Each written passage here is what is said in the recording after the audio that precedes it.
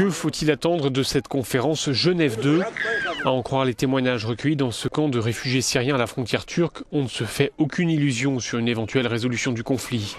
Après bientôt 3 ans de violence, la population civile est chaque jour plus fatiguée par cette guerre. On n'attend rien du tout de cette conférence, dit cet homme. Nous qui sommes ici, il n'y a que Dieu en qui on a espoir. On en a assez de tout ça, ajoute cette femme, on en a assez. Il y a des fois, on préférerait mourir plutôt que de rester dans cette situation. On n'en peut plus de la faim, on n'en peut plus de la pauvreté. On voudrait en finir. À la veille de cette conférence, 3 anciens procureurs internationaux ont publié un rapport qui fait état de pratiques de torture à grande échelle de la part du régime syrien. Ce rapport a été commandé par un cabinet d'avocats londoniens agissant pour le Qatar, un des pays les plus hostiles au régime de Bachar al-Assad. Le document s'appuie sur le témoignage d'un ancien geôlier qui a pu prendre des milliers de photos de cadavres portant des marques de torture.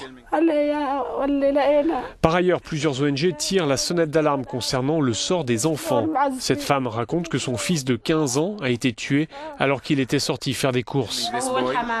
D'après des organisations humanitaires, 11 000 enfants sont morts depuis le début du conflit.